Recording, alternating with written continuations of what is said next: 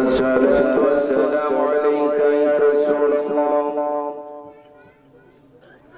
الصلاة والسلام عليك يا نبي الله. الصلاة والسلام عليك يا شفيع المذنبين. الصلاة والسلام عليك يا رحمة للعالمين.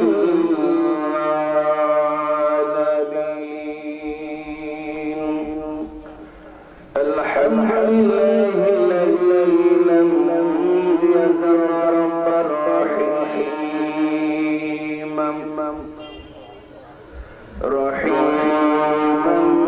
كريما عليما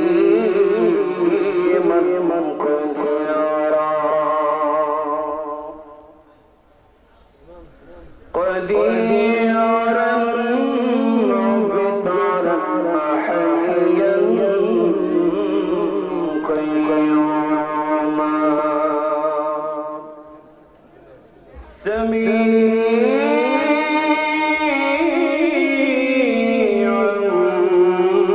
بصيرا.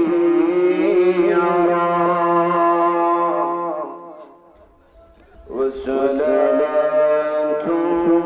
والسلام على سيد الأنبياء والمرسلين خاتم النبيين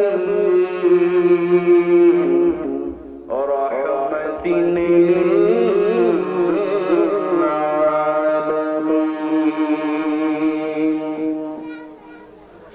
شفيع المذنبين سيدنا ومولانا محمد صلى الله تعالى عليه وسلم الذي أرسل إلى الخلق بشيرا ونذيرا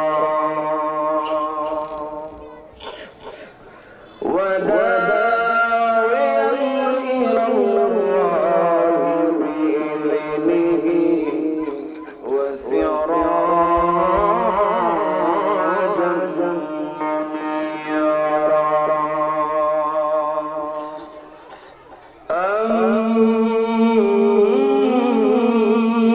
أما بعد فأعوذ بالله من الشيطان الرجيم ببركة بسم الله الرحمن الرحيم. ولا تحسبن الذين قتلوا في سبيل الله أموات بل أحياء عند ربهم يرزقون. صدق الله المولانا العظيم وصدق ورسوله النبي الحبيب الكريم. وجاء في حديث النبي صلى الله تعالى عليه وسلم قال رسول الله صلى الله عليه وسلم إن الله حرم على الأرض أن تأكل أجساد الأنبياء فنبي الله حي يرزق في شان حبيبه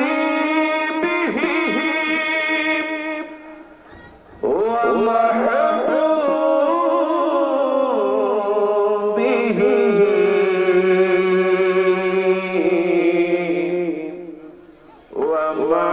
ومعشوقه آمرا ومخبرا إن الله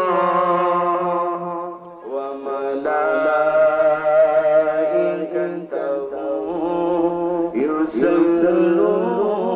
يصلون على النبي يا أيها الذين آمنوا صلوا عليه وسلموا تسليما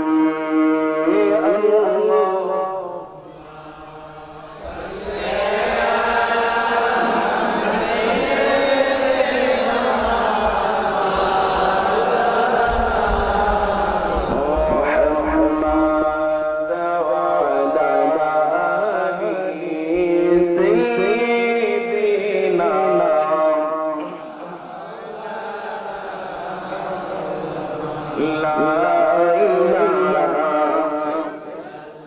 আর জোরে লা ইলাহা আমকো লা ইলাহা আর জোরে লা ইলাহা আমকো লা ইলাহা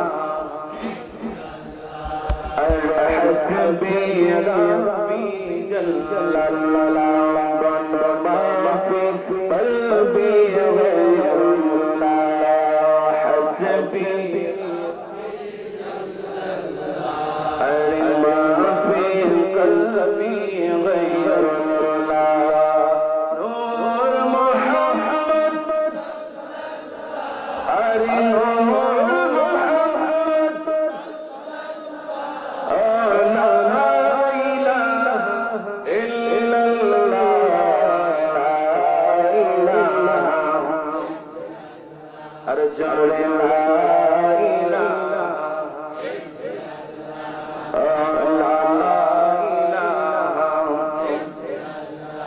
أرشاد بهشت بانيل منير مطر شاجيل أرشاد بهشت بانيل منير مطر شاجيل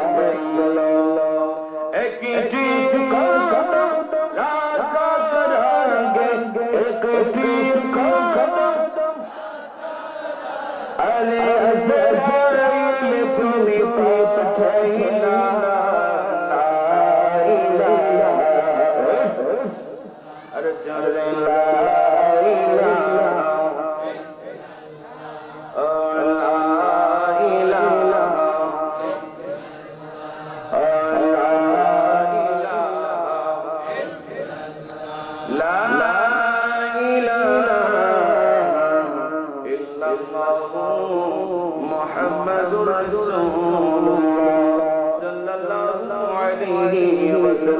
সকলে জবান খুলে বলে আলহামদুলিল্লাহ করে আর কত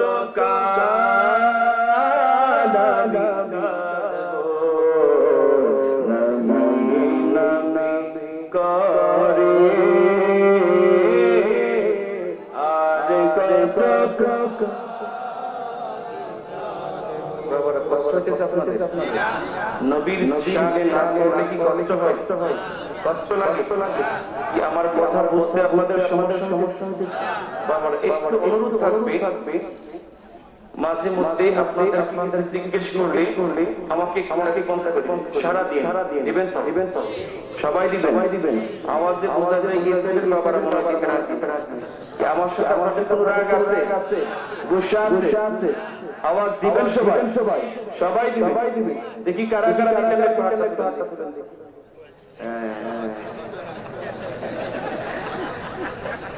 আল্লাহ সবাইকে বোঝার তৌফিক দান করুন সকলে বলে আমিন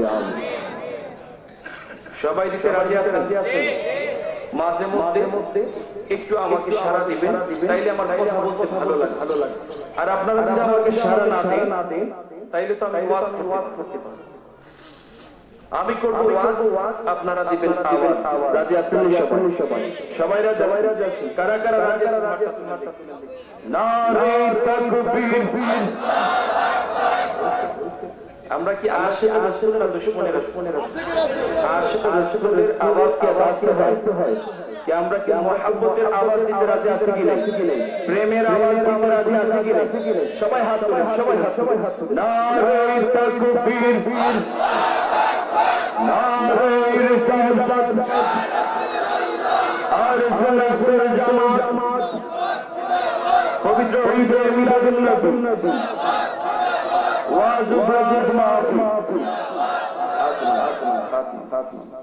সবাই একটু মুহাব্বতের আওয়াজ আমার নবীর শানে নাতটা পড়তে পারবেন তো সবাই পারবে আচ্ছা এই মাইকটা যত উন্নত মাহফিল ছিল এই মাইকটা কই আওয়াজটা ভিতরের আওয়াজটা একটু নিশ্চিত করে দেন, মজা লাগছে আওয়াজটা, আওয়াজটা সুন্দর করে দেন, মাইকা পড়ে আওয়াজটা ভিতরের আওয়াজটা নিশ্চিত করে দেন। আসেন আমরা নবীর মুহাম্মদ দেখতে না ইনশাআল্লাহ আমাদের মূল আলোচনায় চলে যাব। কষ্ট ব্যাপারে নবী নবী করে আর কত আপনারা আওয়াজ দিতে রাজি খাইছেন না সবাই খাইছেন না আওয়াজ দিবেননি কি মুখে বললেই হবে না, দিতে হবে। নবী নবী করে আর কত কাঁদবি কাঁদব, নবী আর কত কাঁদবি কাঁদব,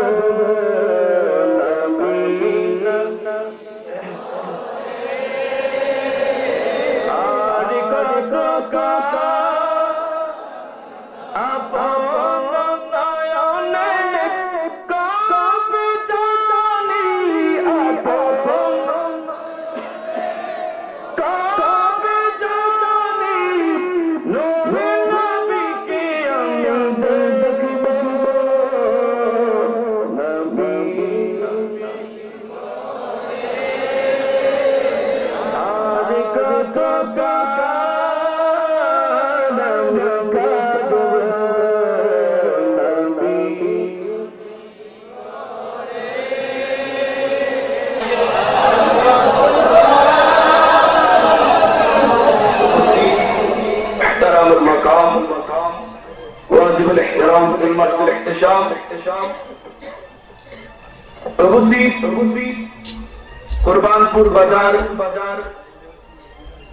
কেন্দ্রীয় জামে মসজিদের উদ্যোগে আয়োজিত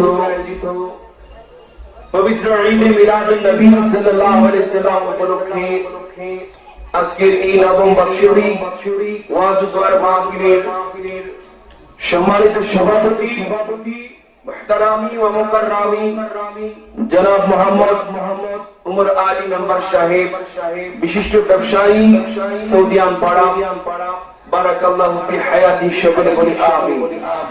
উপস্থিত আজকের মাহফিলে যিনি প্রধান অতিথি জনাব মোহাম্মদ রাজা মিয়া সাহেব, বিশিষ্ট ব্যবসায়ী ঢাকা।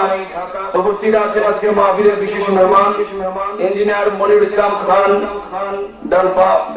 আর উপস্থিত আছেন আজকের মাহফিলের যিনি প্রধান বক্তা, ইতিমধ্যে যিনি আপনাদের এলাকার হাজার হাজার আশিক রাসূলের অন্তরে জায়গা করে নিয়েছেন, আমার আপনার সকলের সুপরিচিত ব্যক্তিত্ব, সারা বাংলার আলোড়ন সৃষ্টিকারী বক্তা মুজাহিদ আহলে সুন্নাহ আল্লামা আল-হাজ হযরত মাওলানা আবুল বাশার ফারুকী সাহেব মাদাজিল্লাহুল আলী, বারাকাল্লাহু ফি হায়াতিহি ওয়া ইলমিহি ওয়া আমালিহি, সকলে ইত্তেবা করে বলি আল্লাহুম্মা।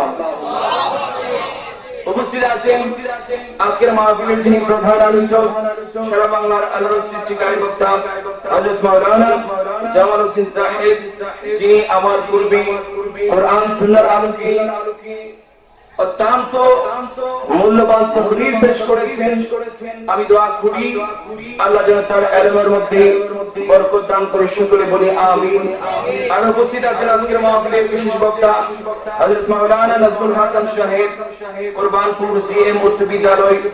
উপস্থিত আমন্ত্রিত উলামায়ে কেরাম, মঞ্চে উপবিষ্ট আছেন উলামায়ে কেরাম, মুরব্বি আলে ইসলাম, দূর-দূরান্ত থেকে আগত আশিক ওলি, আশিক রাসূল, আমার সুন্নি মুসলমান ভাইরা বাবারা, পর্দানশীল আমার সরল ওলামা ও বোনেরা, সকলের প্রতি আমার আন্তরিক সালাম। আসসালামু আলাইকুম ওয়া রাহমাতুল্লাহি তাআলা ওয়া বারাকাতুহু। আল্লাহ রাব্বুল আলামিনের দরবারে লাখ কোটি শুকরিয়া আদায় করছি যে আল্লাহ রাব্বুল আলামিন আজকের এই পবিত্র ঈদে মিলাদুন নবী সাল্লাল্লাহু আলাইহি সাল্লামের চাঁদে আমাদের সবাইকে এই জান্নাতের বাগানে আসার বসার, উলামায়ে কেরামের জবান থেকে কিছুক্ষণ সময়ের জন্য কোরআন সুন্নাহর আলোকে তাকরীর শ্রবণ করার মতো সুযোগ দান করেছেন। আমার ভাইয়েরা বাবারা, জবানটা খুলে বলেন, আমরা সবাই কি খুশি না বেজার? আওয়াজ দিয়ে বলি, খুশি না বেজার? আল্লাহ যে এত চমৎকার পরিবেশে, জান্নাতি পরিবেশে আমাদেরকে কোরআন সুন্নাহর আলোচনা শ্রবণ করার মতো তৌফিক দান করেছেন, তাতে খুশি না বেজার?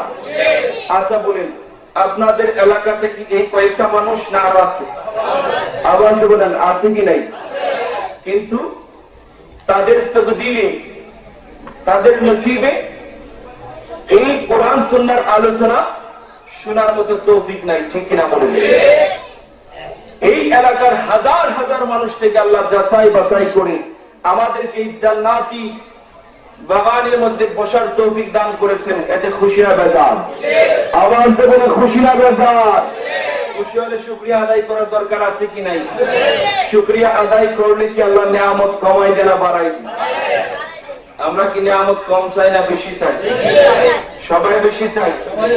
বেশি পেতে হলে শুকরিয়ার আওয়াজটা কি আসতে হবে না জোরে হবে? সবাই একটু জোরে সুরে একটু সবাই শুকরিয়া আদায় করবেন। সবাই রাজি আছেন? জবানটা বলে শুকরিয়া বলি আলহামদুলিল্লাহ। আর সুচ্চ আওয়াজে বলি আলহামদুলিল্লাহ। লক্ষ কোটি দরুদ ও সালাম প্রেরণ করছি পাকে মওলা তাজদারি মদিনা নবী মুহাম্মদ মুস্তাফা আহমদ মুজতবা সাল্লাল্লাহু আলাইহি সাল্লামের নূরানি কদম মোবারকে আল্লাহ যেন আমাদের দরুদ ও সালামটুকু কবুল আর মঞ্জুর করে সকলে বলি আমিন। প্রিয় হাজরিন, সময় খুব সংকীর্ণ, বেশিক্ষণ সময় আমি আপনাদেরকে দিতে পারবো না, কারণ এখান থেকে আলোচনা শেষ করে আমাকে কসবাতে আরেকটা প্রোগ্রামে আমাকে অ্যাটেন্ড করতে হবে। যেহেতু মাহফিল কমিটির পক্ষ থেকে আমাকে সময় নির্দিষ্ট করে দেওয়া হয়েছে, ইনশাআল্লাহ আমি চেষ্টা করব সেই নির্দিষ্ট বিষয়ের উপরে ইনশাআল্লাহ কোরআন সুন্নাহর আলোকে কিছু বলার জন্য। আল্লাহ যেন আমাকে বলার তৌফিক দান করে, সকলে বলি আমিন। প্রিয় হাজরিন, যে আয়াতে কারিমাটুকু আমি আপনাদের সম্মুখে তেলাওয়াত করেছিলাম, এই আয়াতে কারিমা তার পাশাপাশি আরেকটা হাদিস আমি সুন্নাহ থেকে তেলাওয়াত করেছিলাম। এই আয়াতে কারিমা এবং সুন্নাহর আলোকে মুখতাসর ভাবে আলোচনা করে ইনশাআল্লাহ আপনাদের কাছ থেকে বিদায় নেব। আল্লাহ যেন আমাকে বলার, আপনাদের সকলকে ধৈর্য ধারণ করে শ্রবণ করার মতো, বোঝার মতো, এমনকি আমল করার মতো তৌফিক দান করে, সকলে বলি আমিন। প্রিয় হাজরিন, পবিত্র কালামে পাকের সূরা আল ইমরানের 169 নম্বর আয়াতের মধ্যে আমার আল্লাহ কুল কায়নাতকে উদ্দেশ্য করে বলতেছেন, এই আলোচনার শুরুতে আমি আরেকটা কথা আপনাদের বলবো, কষ্ট হবে আপনাদের? আলোচনা শুরু করার আগে আরো কিছু কথা আপনাদেরকে বলে নিই, কষ্ট হবে? বাবারা, আলোচনার শুরুতে আমি আরো কিছু কথা আপনাদেরকে বলে নিই। আমরা সবাই আসছি এই বাগানের মধ্যে। এটা কিসের বাগান? আওয়াজ দিয়ে বলেন, কিসের বাগান? কোন সন্দেহ আছে? ঘোষণাকার, ঘোষণাকার আল্লাহ এবং আল্লাহর রাসূলের। সুবহানাল্লাহ বলে। বাবারা, জান্নাতি পরিবেশের মধ্যে আমরা চলে এসেছি। এখানে কিছু জিনিস আমাদেরকে লক্ষ্য করতে হবে। তার মধ্যে এক নম্বর কথা হলো, এটা জান্নাতের বাগান। আপনি চাইলে আপনার মতো করে বসতে পারবেন না, আপনি চাইলে আপনার মনের মতো করে কথা বলতে এখানে পারবেন না, ঠিক কিনা বলে? নড়াচড়া করা যাবে না, এটা হলো মাহফিলের আদব। সুবহানাল্লাহ বলুন। এক নম্বর কথা হলো, যারা এই জান্নাতের বাগানের মধ্যে চলে এসেছেন, সকলের প্রতি আমার অনুরোধ থাকবে, আপনারা সবাই এই জান্নাতের বাগানের আদব রক্ষা করবেন। রাজি আছেন সবাই? যদি আদব রক্ষা করতে চান, কেউ যারা আমার রাস্তায় শহীদ হয় তাদেরকে তোমরা মৃত বলো না। ওই মৃত বলবে তো দূরের কথা, মৃত বলে ধারণা করো না। জোরে বলেন সুবহানাল্লাহ। বলকে তোমরা মৃত বলে ধারণা করো না, জোরে বলেন সুবহানাল্লাহ। বল আহইয়াউন, বরং তারা জীবিত। ইনদা রাব্বিহিম ইরযাকুন, তারা জীবিত শুধু তাই নয়, যারা আমি আল্লাহর রাস্তায় নিহত হয়েছে তারা কবরের মধ্যে শুয়ে শুয়ে আমি আল্লাহর পক্ষ থেকে তারা জান্নাতের রিজিক প্রাপ্ত করে বলেন সুবহানাল্লাহ। আমার বাবারা ভাইরা, আল্লাহ রাব্বুল আলামিন বলতেছে, যারা আমার দ্বীনকে প্রতিষ্ঠা করার খেয়ালে আমার ধর্মকে প্রতিষ্ঠা করতে গিয়ে যারা আমি আল্লাহর রাস্তায় কুরবান হই, আমি আল্লাহর রাস্তায় শাহাদাত বরণ করি, তাদেরকে তোমরা মৃত বলো না, বরং তারা জীবিত। চিৎকার মেরে বলুন আল্লাহু আকবার। আমার বাবারা, কথা কার? আওয়াজ দিয়ে বলেন ঘোষণা কার? আচ্ছা বলেন, আল্লাহ রাব্বুল আলামিন কোরআনে পাকের মধ্যে ৬৬৬৬ আয়াত নাযিল করেছেন। এই ৩০ পারা কোরআনের একটা সূরাও কি আছে যেটা আল্লাহ বিনা কারণে নাযিল করেছেন? আছে। আবার বলেন আছে। একটা সূরা আছে যেটা আল্লাহ অকারণে নাযিল করেছেন? একটা আয়াত, একটা শব্দ, একটা বাক্য, একটা হরফ, একটা হরকত, একটা নক্তা। আমার বাবারা ভাইরা, আল্লাহ রাব্বুল আলামিন আহকামুল হাকিমিন ৩০ পারা কোরআনের মধ্যে এমন কোন আয়াত নাই, এমন কোন সূরা নাই, এমন কোন লফজ নাই, এমন কোন হরকত নাই, এমন কোন নক্তা নাই যেটাকে আমার আল্লাহ বিনা কারণে নাযিল করেছেন। যারা বলেন সুবহানাল্লাহ। বিনা কারণে অপ্রয়োজনীয় ভাবে আমার আল্লাহ কোরআনের একটা নক্তা পর্যন্ত নাযিল করেন না। সুবহানাল্লাহ। তাই বোঝা যাইতেছে যে আয়াতে কারিমা আমি তিলাওয়াত করেছি, এই আয়াতে কারিমা তিলাওয়াতের পিছনে অবশ্যই আমার আল্লাহর একটা নিগুড় রহস্য রয়েছে। জোরে বলেন না সুবহানাল্লাহ। রহস্যটা কইতাম নি? কষ্ট হবে আপনাদের? বাবা, আমার কথা মনে বুঝতে আপনাদের কষ্ট হইতেছে। ইনশাআল্লাহ কিছুক্ষণ গেলেই আলোচনা ক্লিয়ার হয়ে যাবে। বলবো? আমার বাবারা ভাইয়েরা, আল্লাহ রাব্বুল আলামিন পবিত্র কালামে পাকের ৬৬৬৬ আয়াত রয়েছে। প্রত্যেকটা আয়াত নাযিলের পিছনে কোন না কোন কারণ রয়েছে। প্রত্যেকটা আয়াতের শানে নজুল রয়েছে, প্রেক্ষাপট রয়েছে, শানে নজুল রয়েছে, নাযিল হওয়ার কারণ রয়েছে। আল্লাহু আকবার বলেন। আমার আল্লাহ সূরা আল ইমরানের ১৬৯ নম্বর আয়াত নাযিলের পিছনে একটা কারণ রেখেছেন। তার কারণটা হলো, আমার বাবারা ভাইরা, তাফসীরের কিতাবের মধ্যে আছে আমার নবীর একজন সাহাবী যার নাম হলো হযরত সাইয়েদনা আব্দুল্লাহ রাদিয়াল্লাহু তাআলা আনহু। আমার বাবারা, তাফসীরের মধ্যে আছে আমার নবীর সাহাবী হযরত আব্দুল্লাহ আমার নবীর প্রেমে পড়ে, আমার নবীর দাওয়াত কবুল করে মুসলমান হয়ে গেছে। আর অন্যদিকে আব্দুল্লাহর মা বাবা এখনো মুশরিক রয়েছে। জোরে বলেন সুবহানাল্লাহ।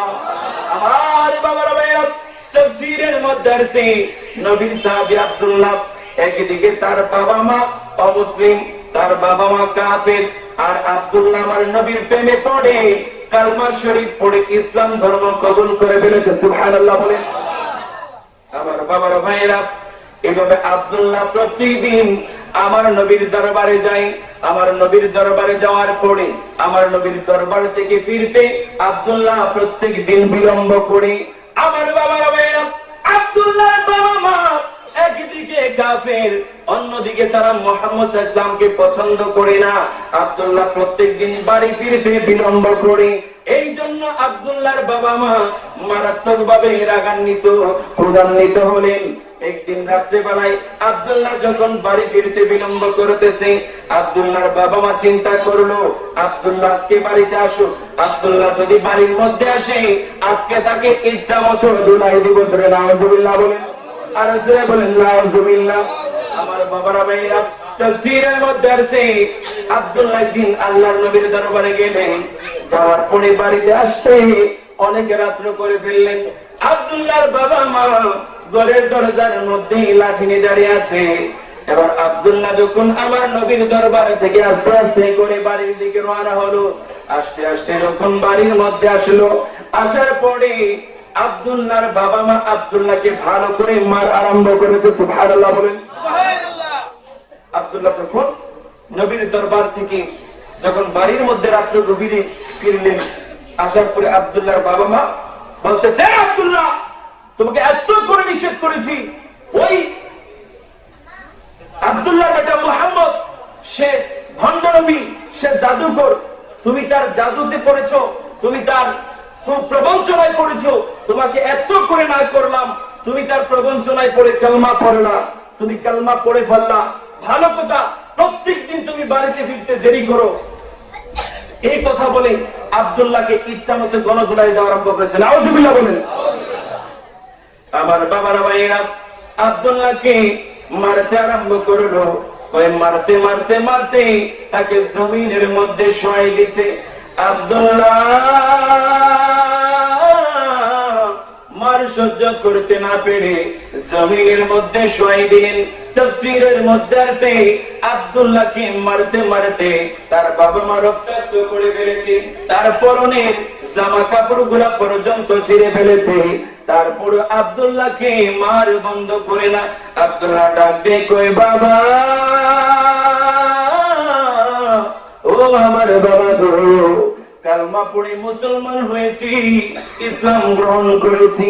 এই অপরাধে যদি তোমরা আমাকে মারবা, মারতেছো ভালো কথা, এমন ভাবে মেরো না যেন আমি পৃথিবীর জমিন থেকে চলে যাই। ধরে বলেন সুবহানাল্লাহ। আল্লাহুম্মা সাল্লি, আগে আসেন, আগে আসেন। মাওলানা মুহাম্মদ ওয়ালা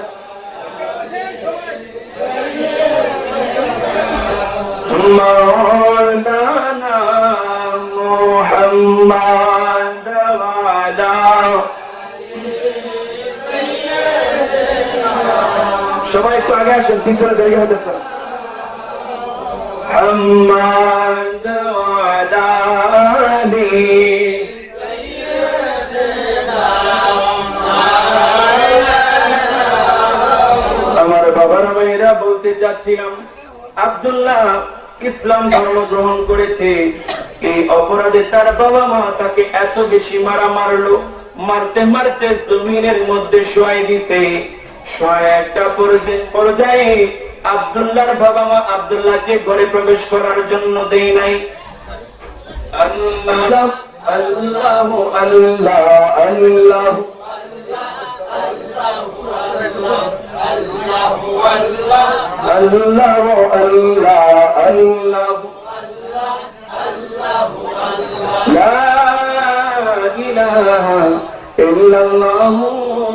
মুহাম্মাদুর রাসূলুল্লাহ সাল্লাল্লাহু আলাইহি ওয়াসাল্লাম।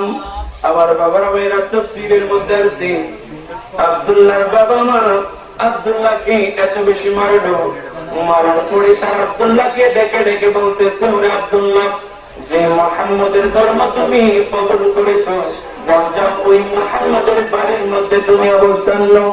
ওই আজকে থেকে ঘরের মধ্যে তোমার কোনো জায়গা হবে না। আজকে থেকে আমরা তোমাকে আমাদের সন্তান থেকে বঞ্চিত করে দিলাম। জোরে জোরে বলুন নাউযুবিল্লাহ। আমার বাবা ভাইরা, এমনি করে আব্দুল্লাহর বাবা মা ঘরের দরজা বন্ধ করে দিল। বন্ধ করে দেওয়ার পরে আব্দুল্লাহ গভীর রজনীতে ওই মাটির মধ্যে পড়ে আছে, সমস্ত শরীর রক্তাক্ত হয়ে গেছে। আমার বাবারা ভাইয়েরা, যেতে যেতে রাত্র অতিবাহিত হয়ে গেল। যখন মসজিদের মধ্যে মুয়াজ্জিন ফজরের আযান দিল, আমার বাবারা ভাইয়েরা, মসজিদের মধ্যে যখন ফজরের আযান শুরু হয়ে গেল, আব্দুল্লাহর ঘুম ভেঙে গেল।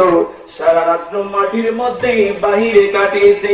ওই মসজিদের মধ্যে যখন আযান হয়ে গেছে, আব্দুল্লাহ শোয়া থেকে আস্তে আস্তে করে দাঁড়াইল। এবার একটু একটু করে হাঁটতে হাঁটতে আমার দয়াল নবীর দরবারে চলে গেছে। সুবহানাল্লাহ। আমার বাবারা যেতে যেতে আমার নবীর দরবারে চলে গেছে। যাওয়ার পরে এবার ফজরের নামাজ শুরু হয়ে যাবে মসজিদ নববী শরীফের মধ্যে। হযরত আব্দুল্লাহ জামাতের সাথে নামাজ আদায় করলেন। নামাজ আদায় করার পরে আস্তে আস্তে করে আমার নবীর হুজরা শরীফের সামনে গিয়ে দাঁড়ালেন। আমার নবীর ঘর মোবারকের সামনে গিয়ে দাঁড়ালেন। দাঁড়িয়ে আমার নবীকে কান্দে আর ডাকে বলেন, নবী গো,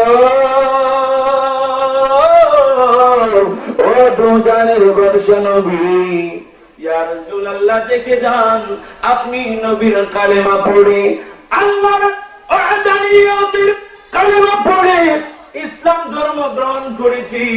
ইয়া রাসূলুল্লাহ, ইয়া হাবিবাল্লাহ, এই অপরাধে আমার বাবা মা কি অবস্থায় আমার করেছে, ইয়া রাসূলুল্লাহ আপনি এসে একটাবার দেখে যান। জোরে বলুন সুবহানাল্লাহ।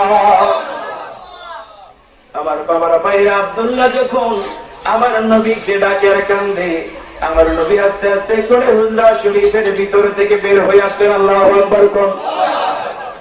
আমার নবী আব্দুল্লাহর কান্না জড়িত কণ্ঠ শুনে হুজরা শরীফের ভিতর থেকে বের হলেন। আসার পরে দেখতে পাচ্ছে আব্দুল্লাহর শরীরের কাপড়গুলো, ফারাসিটা তার শরীরের কাপড়গুলো ছিঁড়ে আছে, সমস্ত শরীর রক্তাক্ত। আমার নবী ডাক দিয়ে কয়, আব্দুল্লাহ, ও সাহাবী আব্দুল্লাহ, তোমার কেন এই করুণ অবস্থা? আল্লাহু আকবার বলেন। আমার নবী জিজ্ঞেস করতেছে, হযরত আব্দুল্লাহ চোখের পানিগুলো ফেলে ফেলে কান্দে আর কয়, নবী গো, ও দুজানের বাদশা নবী, আপনি নবীর উপর কালেমা পড়ে ইসলাম ধর্ম কবুল করেছি। আপনি নবীকে সত্য বলে আমি আব্দুল্লাহ সাক্ষী দিয়েছি। ইয়া রাসূলুল্লাহ, প্রত্যেক দিন রাত্রি বেলায় আপনি নবীর দরবারে অবস্থান করি। এই দুইটা অপরাধের কারণে আমার বাবা মামাকে মেরে জমিনের মধ্যে শোয়াই দিতে বলেন নাউযুবিল্লাহ। আমার বাবার ভাইরা তাফসীরের মধ্যে আছে, আব্দুল্লাহ কেঁদে কেঁদে যখন এই কথাগুলো বললেন, আমার নবী একজন সাহাবীকে ডাক দিলেন, সাহাবী, ও সাহাবী রে, যাও যাও, আয়েশাকে বলো আমি নবীর দুইটা জুব্বা মুবারক দেওয়ার জন্য। সুবহানাল্লাহ বলেন। আমার বাবার ভাইরা, আল্লাহর নবী একজন সাহাবীকে ঘরের মধ্যে পাঠাইলেন, বলে যাও আয়েশাকে বলো আমি নবীর দুইটা জুব্বা মুবারক যেন দেই। আমার নবী ঘরের ভিতর থেকে আমার নবীর দুইটা জুব্বা মুবারক আনাইলেন, আনাইয়া পর আব্দুল্লাহর গায়ের মধ্যে ছড়াই দিলেন। আমার নবী ডাকে কই, আব্দুল্লাহ, ও সাহাবী আব্দুল্লাহ রে, তোমার শরীরের কাপড়ের অবস্থা তো বেশি ভালো না, এই নাও আমি নবী তোমাকে দুইটা জুব্বা দিলাম, এই জুব্বা গুলো তুমি পরিধান করে বলেন সুবহানাল্লাহ। আমার বাবারা ভাইরা, আবার নবী দুইটা জুব্বা মুবারক তাকে দিলেন, কিন্তু আব্দুল্লাহ আমার নবীর থেকে জুব্বা যদি হাতে নিয়েছে, কিন্তু আব্দুল্লাহ জুব্বা পরে না, বলেন সুবহানাল্লাহ। আমার নবী বলে, ওরে আব্দুল্লাহ, কেন তুমি জুব্বা পরছো না? আব্দুল্লাহ কোন উত্তর দেয় না। আব্দুল্লাহ শুধু চোখের পানি গুলো ফেলে ফেলে কান্দে। আমার নবী কয়, আব্দুল্লাহ, ও সাহাবী আব্দুল্লাহ রে, আমি নবীর একটা জুব্বা মুবারক পাওয়ার জন্য আমার সমস্ত সাহাবী কেরাম পাগল, আমার সমস্ত সাহাবীরা আমি নবীর দরবার থেকে একটা জুব্বা পাওয়ার জন্য পাগল। সুবহানাল্লাহ বলেন। এই আব্দুল্লাহ, একটা নয়, দুইটা জুব্বা তোমাকে আমি দিলাম, তুমি কেন জুব্বা গুলো পরতেছো না? আব্দুল্লাহ কোন উত্তর দেয় না, শুধু চোখের পানি গুলো ফেলে ফেলে কান্দে। সুবহানাল্লাহ। আমার বাবার ভাইরা, আব্দুল্লাহ যখন কান্দে কোন উত্তর দেয় না, আমার নবী মনে মনে চিন্তা করলেন, আব্দুল্লাহ বুঝি তার বাবা মা তাকে তার ধন সম্পদ থেকে বঞ্চিত করে দিয়েছে। আমি নবীর উপর কালমা পড়ে মুসলমান হয়ে হওয়ার অপরাধী তার বাবা মা তাকে বাড়ি থেকে বের করে দিয়েছে। আমার নবী মনে মনে চিন্তা করলেন, আব্দুল্লাহ যেহেতু ইসলাম গ্রহণ করেছে, এই অপরাধে তার বাবা মা তাকে কি করছে? বাড়ি থেকে বের করে দিয়েছে, তাদের সম্পত্তি থেকে তাকে বরখাস্ত করে দিয়েছে। আমার নবী মনে মনে চিন্তা করলেন, আব্দুল্লাহ বুঝি তার বাবা মার সম্পত্তির জন্য কান্দে। সুবহানাল্লাহ বলেন। আমার নবী ডাক দিয়ে কয়, আব্দুল্লাহ, ও সাহাবী আব্দুল্লাহ রে, বুঝতে পেরেছি তুমি কেন কান্দো। আব্দুল্লাহ, ইসলাম কবুল করার কারণে তোমার বাবা মা তোমাকে সম্পদ থেকে বঞ্চিত করেছে, বাড়ি ঘর থেকে তোমাকে বঞ্চিত করেছে, এই কারণে বুঝি তুমি বিনা বিনা কান্দো। হযরত আব্দুল্লাহ কান্দে, কিন্তু কোন উত্তর দেই না। আমার নবী ডাক দিয়ে কয়, আব্দুল্লাহ, ও আব্দুল্লাহ রে, আমি নবীর কারণে তুমি বাড়িঘর হারাইলাম, আমি নবীর কারণে তুমি সম্পদ হারাইলাম। ওই আব্দুল্লাহ যাও যাও, আমি নবী নবত জবানে ঘোষণা করে দিলাম, আজকে থেকে আমি নবীর বাড়িঘর ধন সম্পদ যা আছে সব কিছুর মালিক তোমারে বানাই দিলাম। আল্লাহু আকবার বলেন, বলেন ইয়া রাসূলুল্লাহ, বলেন ইয়া হাবিবাল্লাহ। আমার বাবারা ভাইয়া, আব্দুল্লাহ কান্দে কোন উত্তর দেই না। নবীজি মনে মনে চিন্তা করলেন, মনে হয় আব্দুল্লাহ বাড়ি ঘরের জন্য কান্দে, ধন সম্পত্তির জন্য কান্দে। নবীজিকে আব্দুল্লাহ সমস্ত সম্পদের মালিক তোমারে বানাই দিলাম, তারপর আব্দুল্লাহর কান্না থামে না। আমার নবী ডাক দিয়ে কই, আব্দুল্লাহ রে, জুব্বা দিলাম দুইটা, বাড়ি ঘরের মালিক বানাই দিলাম, সম্পদের মালিক বানাই দিলাম, তারপরে তুমি কেন কান্দো? আব্দুল্লাহ কোন উত্তর দেয় না, চোখের পানিগুলো ফেলে ফেলে কান্দে। আমার নবী ডাক দিয়ে কয়, আব্দুল্লাহ, ও সাহাবী আব্দুল্লাহ রে, কেন তুমি বারবার কান্দো? একটা বার আমি নবীর কাছে মনের কথা খুলে বলো। তারপর আব্দুল্লাহ কোন উত্তর দেয় না, চোখের পানিগুলো ফেলে ফেলে কান্দে। আল্লাহু আকবার। আমার বাবারা ভাইরা, এবার আমার নবী মনে মনে চিন্তা করলেন, আব্দুল্লাহ ইসলাম কবুল করার কারণে তার বাবা তার পরনের কাপড়গুলো পর্যন্ত মেরে ফাটিয়ে দিয়েছেন।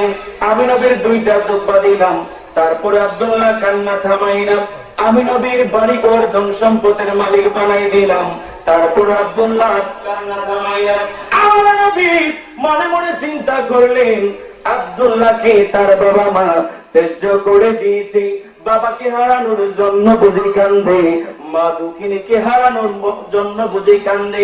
আমার নবী মনে মনে এই চিন্তা করলেন, আব্দুল্লাহকে তার বাবা বাড়ি থেকে বের করে দিয়েছে, আরে আব্দুল্লাহ, আজকে থেকে তুমি আমাদের সন্তান নও, আমরা তোমার বাবা মা নই। এই জন্য বাবা মার দুঃখে পড়ে, বাবা মার দুঃখ বিরহ বেদনায় বুঝি আব্দুল্লাহ কান্দে। আমার নবী মনে মনে এই চিন্তা করলেন, ডাক দিয়ে কই, আব্দুল্লাহ, ও সাহাবী আব্দুল্লাহ রে, বুঝতে পেরেছি তুমি কেন কান্দো। আব্দুল্লাহ, বাবাকে হারানোর দুঃখে বুঝে তুমি কান্দো, মাকে হারানোর দুঃখে বুঝে তুমি কান্দো, তোমার আর কোনো দুঃখ করতে হবে না, তোমার আর কোনো কষ্ট পাইতে হবে না আব্দুল্লাহ। আজকে এই মুহূর্ত থেকে আমি নবী তোমার বাবা মা হয়ে গেলাম। কয়টা জিনিস দিল? আওয়াজ দেবেন কয়টা? এক নম্বরে কি দিছে? দুইটা জুব্বা মুবারক দিছে। নবীর দরবার থেকে জুব্বা মুবারক পাওয়াটা নিয়ামত না গজব? বরকত না গজব? আমার বাবারা ভাইরা, আপনারা সবাই জানেন, আমার নবীর দরবার থেকে একটি জুব্বা পাওয়ার জন্য সমস্ত সাহাবায়ে কেরাম আকাঙ্ক্ষিত ছিলেন, ঠিক কিনা বলেন? আমার নবী ইন্তেকালের পূর্বে একটা জুব্বা মুবারক মাওলানা শের খুদা আলী এবং হযরত ওমরকে ডাকাইয়া তাদের কাছে একটা জুব্বা মুবারক আমার নবী দিলেন। আল্লাহু আকবার বলেন। আমার বাবার ভাইরা, আল্লাহর নবী সমস্ত সাহাবায়ে কেরামকে ডাকাইলেন একটা জুব্বা মুবারক দেওয়ার জন্য। হযরত আবু বকর মনে মনে চিন্তা করলেন, আমি নবীর খুব কাছের সাহাবী, আমি ইসলামের প্রথম খলিফা হব, নবীজির জুব্বা মুবারক আমি সবচাইতে বেশি পাওয়ার হকদার। আল্লাহু আকবার বলেন। এই চিন্তা করলেন। হযরত ওমর বলতেছে, ইসলাম ধর্মে আমার অবদান বেশি। আল্লাহু আকবার বলেন। আমি ওমর ইসলাম গ্রহণ করার পরে মুসলমানরা প্রকাশ্যে মক্কাতুল মুকাররমায় নামাজ আদায় করেছে। সুবহানাল্লাহ। হযরত ওমর চিন্তা করলেন, আমি নবীর জুব্বা পাওয়ার হকদার। হযরত ওসমান, হযরত মাওলানা শের খুদা আলী, সমস্ত সাহাবায়ে কেরাম সবাই মনে মনে চিন্তা করতেছেন, নবীর জুব্বা মুবারক আমি পাবো। সবাই চিন্তা করতেছে কি আমি পাবো?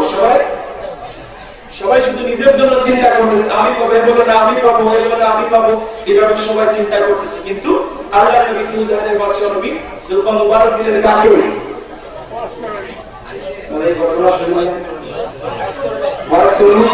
আমার নবীর কোনদিন দেখছেন? আমার নবী বলে দেখছেন? ওয়াজ করলে যদি আমার নবীকে কোনদিন দেখতো তাইলে উনি সাহাবী হয়ে যেত। সুবহানাল্লাহ। কিন্তু ওয়াজ করলে কি সাহাবী? সাহাবী না, তাবী। কি যারা সাহাবীদেরকে সচক্ষে দেখবে, ঈমান আনবে এবং ওই অবস্থায় ইন্তেকাল করবে, তারা কি? তাবী। তারা কি? আর যারা নবীকে সচক্ষে দেখবে, ঈমান আনবে এবং ঈমান অবস্থায় আমাদের উপর ইন্তেকাল করবে, ওই মানুষগুলো হলো সাহাবী। আর বাবারে সমস্ত সাহাবায়ে কেরাম যখন চিন্তা করলেন নবীর জুব্বা আমি পাবো, হযরত আবু বকর চিন্তা করলেন, উমরও চিন্তা করলেন, হযরত ওসমান বিন নুরাইনও চিন্তা করলেন, মাওলা শরীফ খুদা আলীও চিন্তা করলেন। আমার বাবারা ভাইরা, আল্লাহর নবী দুজানের বংশ নবী, কোন সাহাবীকে জুব্বা দেন নাই, বরং আমার নবী হযরত সাইয়েদনা ওমর এবং মাওলা শরীফ খুদা আলীকে ডেকে বললেন, ও আমার সাহাবী, ও হযরত ওমর আর আলী, তোমাদেরকে আমি একটা দায়িত্ব দিচ্ছি, শোনো। আমি রাসূলুল্লাহর এই জুব্বা হওয়ার টুকু ওই ইয়ামান দেশের করণ শহরের মধ্যে আমি নবীর একটা আশিক আছে, তার নাম হবে হযরত ওয়াইস করণী। জোরে বলেন সুবহানাল্লাহ। আমার একটা আশিক আছে যার নাম হবে ওয়াইস করণী। ওই ওয়াইস করণীকে আমি নবীর জুব্বাটা দিয়ে আসবা। আমার বাবারা, বড় লম্বা ঘটনা, সেই দিকে যাব না, বলতে চাচ্ছিলাম আমার নবীর জুব্বা মুবারক পাওয়ার জন্য সমস্ত সাহাবায়ে কেরাম আকাঙ্ক্ষিত ছিলেন। আমার মায়েরা, আমার নবী কয়, আব্দুল্লাহ রে একটা নয় দুইটা জুব্বা দিলাম, তারপরে আমি নবীর সমস্ত সম্পদের মালিক বানাইলাম, আমি নবী স্বয়ং তার বাবা মা হয়ে গেলাম, তারপরে আব্দুল্লাহ কেন তুমি কান্দো? ওই আব্দুল্লাহ রে তারপরে তুমি কেন কান্দো? কান্দার কারণটা বলো। কইতাম নি? আওয়াজ দিয়ে বলেন না, কইতাম নি? আমার বাবারা যারা আল্লাহর রাস্তায় শহীদ হই, আমার আল্লাহ বলে তাদেরকে মৃত বলো না, বরং তারা জিন্দা, এমনকি আল্লাহর দরবারে থেকে তারা কবরের মধ্যে রিজিক প্রাপ্ত। সুবহানাল্লাহ। ঘোষণা কার? আমার নবী কয়, আব্দুল্লাহ রে তিনটা জিনিস তোমারে দিলাম, দুইটা জুব্বা দিলাম, আমার ঘর আমার সম্পদের মালিক বানাইলাম, আমি নবী তোমার বাবা মা হয়ে গেলাম, তারপরে তুমি কেন কান্দো? হযরত আব্দুল্লাহ তারপরে চোখের পানিগুলো ফেলে ফেলে কান্দে। আর নবী বলে, ইয়া রাসূলুল্লাহ, নবী গো, আপনার নবুতি জবান থেকে আমি আব্দুল্লাহ একটা আয়াতে কারিমা শুনেছি। বলে সেই আয়াতে কারিমা কি? বলে, ইয়া রাসূলুল্লাহ, আপনি আপনার নবুতি জবানে বলেছেন, ওয়ালা তাহসাবান্নাল্লাযীনা কুতিলু ফি সাবিলিল্লাহি আমওয়াত। চিৎকার করে বলেন আল্লাহু আকবার। ইয়া রাসূলুল্লাহ, আপনি বলেছেন যারা আল্লাহর রাস্তায় দ্বীন ইসলামকে প্রতিষ্ঠিত করতে গিয়ে যারা শহীদ হয়ে যাবে, শাহাদাত বরণ করবে, তারা ইন্তেকালের পরেও জিন্দা। জোরে বলেন সুবহানাল্লাহ। আপনি নবী বলেছেন যারা আল্লাহর রাস্তায় শহীদ হবে তারা ইন্তেকালের পরে জিন্দা, এবং তারা তাদের কবরের মধ্যে থেকে খোদার দরবার থেকে জান্নাতি। ইয়া রাসূলুল্লাহ, নবী গো, আমি আব্দুল্লাহ চাই আল্লাহর রাস্তায় শহীদ হতে এবং কবরের মধ্যে জান্নাতি নিয়ামত পেতে। নবী ও দুজানের বাদশা নবী গো, আপনি নবী একটা বার আমার জন্য দোয়া করেন, আল্লাহ যেন আমাকে শহীদের মর্যাদা দান করে। আমার নবী ডাক দিয়ে কয়, আব্দুল্লাহ, আল্লাহর রাস্তায় শহীদ হওয়ার জন্য, শাহাদাতের পেয়ালা পান করার জন্য বুঝি তুমি এইভাবে কেঁদেছো? ওই আব্দুল্লাহ, এতক্ষণ সময় কেন নিলা? তুমি তো আমাকে সরাসরি বললে পারতা। সুবহানাল্লাহ। আমার নবী কই, ওরে আব্দুল্লাহ, তুমি কেন এত তাল বাহানা করতে গেলা? সরাসরি যদি বলতা, ইয়া রাসূলুল্লাহ, শাহাদাতের তামান্না আমার, আমি রাসূল তোমার জন্য দোয়া করতাম। আমার বাবার তাফসীরের মধ্যে আছে আব্দুল্লাহ শহীদ হওয়ার জন্য আকাঙ্ক্ষিত। আমার দয়াল নবী দুজানের বর্ষা নবী আর একটা মুহূর্ত দেরি করে নাই, আল্লাহর দরবারে হাতটা উঠাই দিয়েছে। আল্লাহু আকবার কোন। আমার নবী আল্লাহর দরবারে সঙ্গে সঙ্গে হাত উঠাই দিলেন আর সাহাবীর জন্য দোয়া করেন, মাগো ও আমার আল্লাহ, আমার সাহাবী আব্দুল্লাহ শাহাদাতের তামান্না চাই রে মাওলা। আল্লাহ গো, তোমার রাস্তায় শহীদ হতে চাই। আল্লাহ, আমি নবী আমার সাহাবীর জন্য দোয়া করলাম, আমার এই সাহাবীকে তুমি শহীদের মর্যাদা দান করো। সুবহানাল্লাহ, আল্লাহু আকবার বলেন। ইয়া রাসূলুল্লাহ, ইয়া রাসূলুল্লাহ, ইয়া রাসূলুল্লাহ, আরে আমারি মতের নিদান কালে নবী গো আমারি শিয়রে দেখি আপনাকে আপন নয়নে। ইয়া রাসূলুল্লাহ, ইয়া রাসূলুল্লাহ, আরে মুনকার নকির আসিয়া সওয়াল করবে বসায়া, ঠিক কিনা বলুন? মুনকার নকির আমাদের কবর আসবে কিনা? আসবে কিনা? আওয়াজ তো বলেন, আসবে কিনা? আরে মুনকার নকির আসিয়া সওয়াল করবে বসায়া, সওয়াল গো নবীজি দিয়েন গো কইয়া।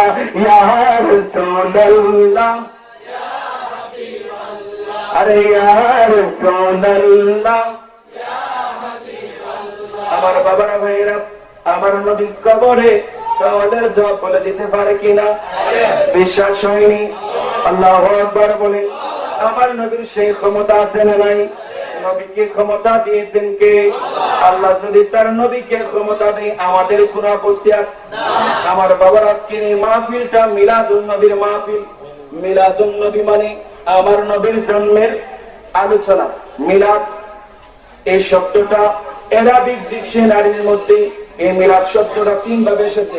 মিলাদ, মাউলিদ, মাউলুদ, তিন ভাবে শব্দটা ব্যবহৃত হয়েছে। এই শব্দের অর্থ হলো জন্ম বৃত্তান্ত। আল্লাহু আকবার বলেন।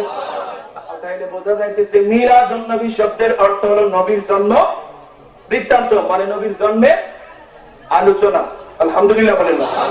বুঝতে কষ্ট হতেছে আপনাদের? বুঝতে কষ্ট হতেছে?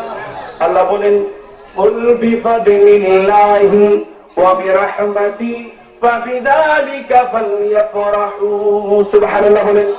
আল্লাহ বলতেছেন, ও আবিদ, দুনিয়ার মানুষকে আপনি বলে দেন, আপনি নবী আপনার উম্মতদেরকে বলে দেন, বিফাদলিল্লাহি ওয়া বিরহমাতিহি, আমি আল্লাহর পক্ষ থেকে দ্বারা যে ফজল এবং অনুগ্রহ প্রাপ্ত হয়েছে সেটা পেয়ে তাদের খুশি উদযাপন করা উচিত। বলেন সুবহানাল্লাহ। আমার বাবারা ভাইরা বলেন, আল্লাহর দরবার থেকে আমাদের জন্য সবচাইতে বড় রহমত কে? নবী রাহমাতুল লিল আলামিন। নবী রাহমাতুল লিল।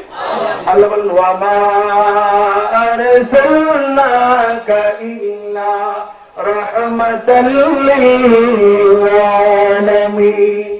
আল্লাহ বলেন, দুনিয়ার মানুষেরা, আমার বন্ধু নবীকে আমি কুল কায়নাতের জন্য রহমত বানাইলাম। আল্লাহ বলেন, আমি আল্লাহর পক্ষ থেকে রহমত পেয়ে, অনুগ্রহ পেয়ে তোমাদের খুশি উদযাপন করা উচিত। ওয়া খায়রুম মিম্মা ইয়াজমাউন, আর যদি আমার নবীর আগমনে তোমরা খুশি হও, আনন্দ উদযাপন করো, আর সেই খুশিটা তোমাদের জীবনের সমস্ত আমলের চাইতে সবচাইতে দামি আমল হয়ে যাবে। সুবহানাল্লাহ। আল্লাহু আকবার বলেন। আল্লাহুম্মা সাল্লি আলা সাইয়্যিদিনা মুহাম্মাদ। আল্লাহুম্মা সাল্লি আলা সাইয়্যিদিনা মুহাম্মাদ নাবিয়িনা শাফি'ানা মাওলানা মুহাম্মাদ। আল্লাহুম্মা সাল্লি আলা সাইয়্যিদিনা মুহাম্মাদ। আল্লাহুম্মা সাল্লি আলা সাইয়্যিদিনা মুহাম্মাদ নাবিয়িনা শাফি'ানা মাওলানা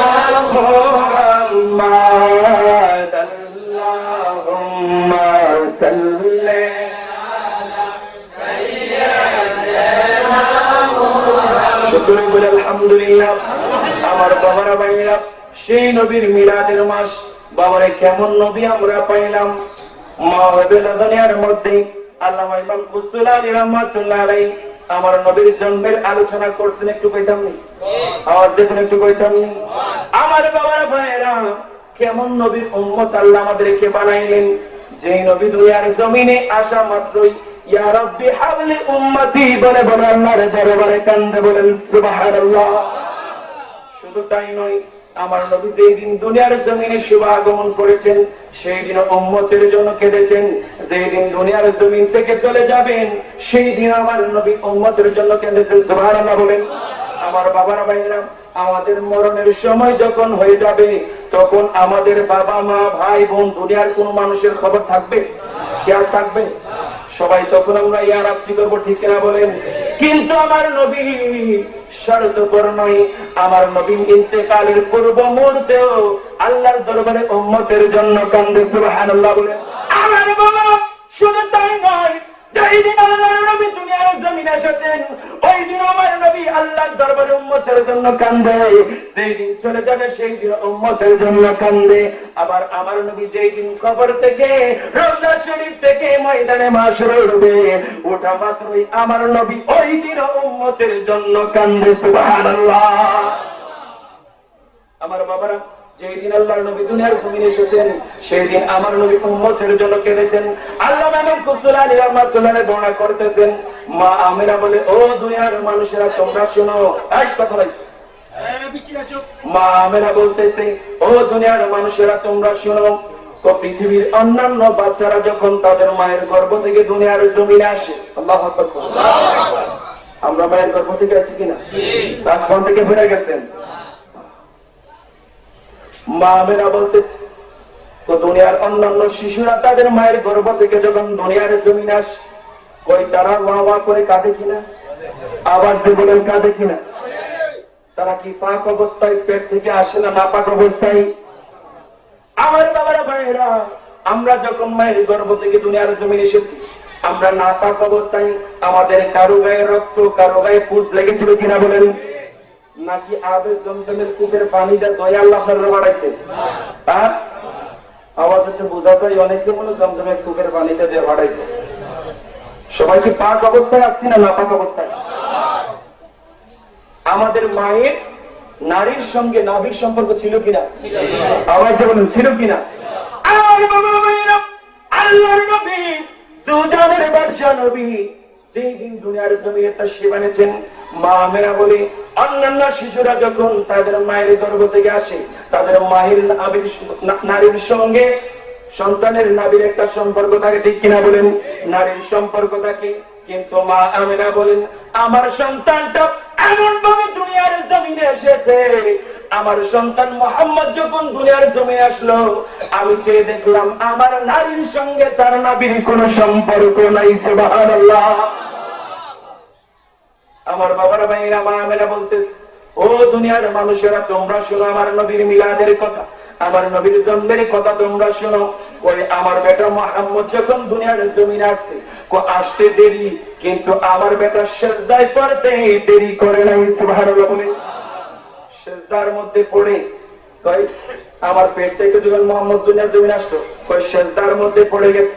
ওই সিজদার মধ্যে পড়ার পরে আমি দেখতে পেলাম তার ডান হাতটা মুষ্টিবিদ্ধ। সুবহানাল্লাহ কোন এভাবে মোট করে রাখছে, কিন্তু তার মধ্যে তার ডান হাতের যে শাহাদাত আঙ্গুলি রয়েছে, আমি দেখতে পাচ্ছি তার ওই শাহাদাত আঙ্গুলি আসমানের দিকে খাড়া। সুবহানাল্লাহ।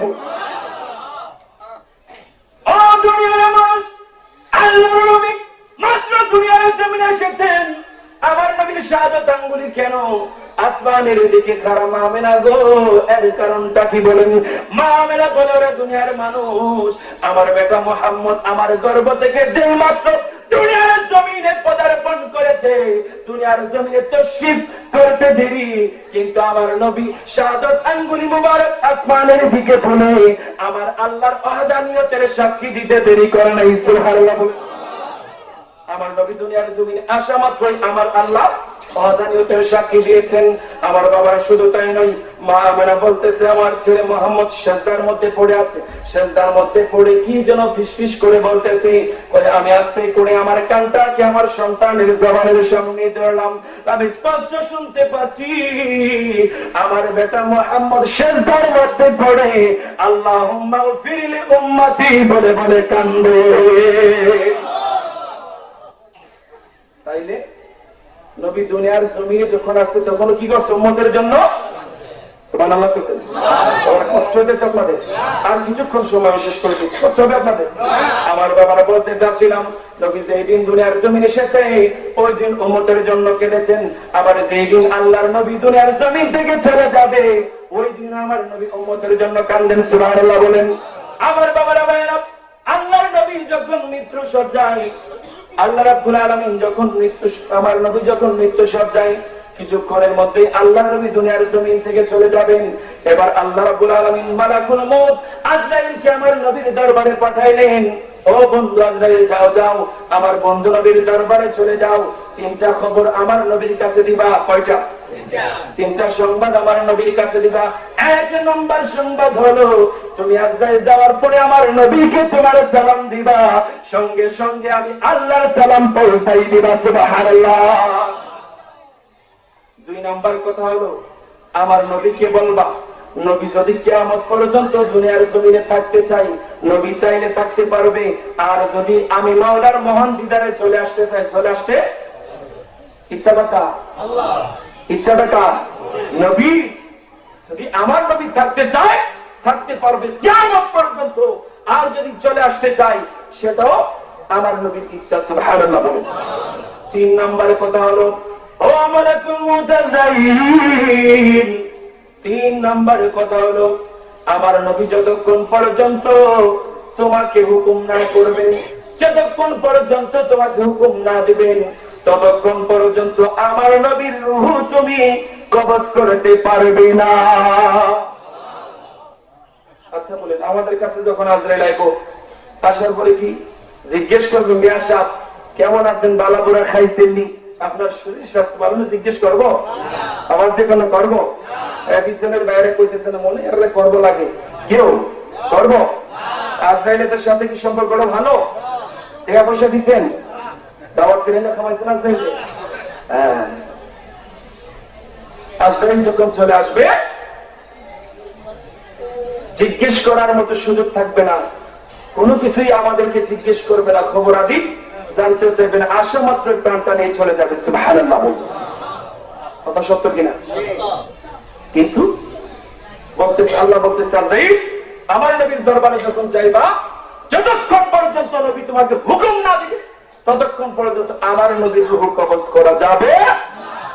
আল্লাহু আকবার। আল্লাহ বলে, হাবিব ওয়া রাফা'না লাকা যিকরাক, আমি আপনার ইজ্জত সম্মানকে বুলন্দন করেছি। সুবহানাল্লাহ। আমার বাবারা ভাইয়েরা, আজরাইল যখন আমার নবীর দরবারে চলে আসলেন, আসার পরে এই তিনটা কথা আমার নবীর দরবারে রাখলেন। এবার আমার নবী বলতেছে, ও আজরাইল, আমি নবী দুনিয়ার জমিনে থাকতে চাই না, আমি মাওলার মহান দিদারে চলে যাব। তবে তোমার কাছে একটা জিনিস চাই, সেটা হলো তুমি এই মুহূর্তে আল্লাহর দরবারে চলে যাও, আর আমি নবীর উম্মতের ব্যাপারে আল্লাহর দরবার থেকে সুন্দর একটা ফয়সালা নিয়ে আসো। আল্লাহর দরবারে চলে যাও আর এমন একটা সুসংবাদ নিয়ে আসো, সুসংবাদটা হলো আমার উম্মতের ব্যাপারে, আমার উম্মতের ব্যাপারে এমন একটা সুসংবাদ নিয়ে আসো যে সুসংবাদটা শুনে আমি নবী খুশি হয়ে যাব। এমন একটা সুসংবাদ তুমি নিয়ে আস। আজরাইলকে যখন আমার নবী এই কথা বললেন, আমার আল্লাহ শুনে কিনা? আমার আল্লাহ দেখে কিনা? আওয়াজ দিয়ে বলেন, দেখে কিনা? আমার আল্লাহ বন্ধু জিবরাইল, এখনো বুঝি তুমি সিদরাতুল মুনতাহায় বসে আছো? যাও যাও আমার বন্ধু নবীর দরবারে চলে যাও, আমার বন্ধু নবী উম্মতের ব্যাপারে কি ফয়সালা চাই সেই খবরটা নিয়ে তুমি আমার দরবারে চলে আসো। বলেন সুবহানাল্লাহ। আমার বাবা আল্লাহ যখন জিবরাইলকে হুকুম করলেন, জিবরাইল নবীর দরবারে চলে আসছে। আমার নবীর শিয়রের মধ্যে বসে বলতেছে, ইয়া রাসূলুল্লাহ, ইয়া হাবিবাল্লাহ, নবী গো, আপনার উম্মতের ব্যাপারে কি চাওয়া? কই জিব্রাইল রে, এই মুহূর্তে তুমি আল্লাহর দরবারে চলে যাও, আল্লাহর দরবারে গিয়ে বলবা আল্লাহ যেন আমি নবীর উম্মতের ব্যাপারে এমন একটা ফয়সালা দেন, যে ফয়সালাটা শুনে আমি নবী খুশি হয়ে যাই।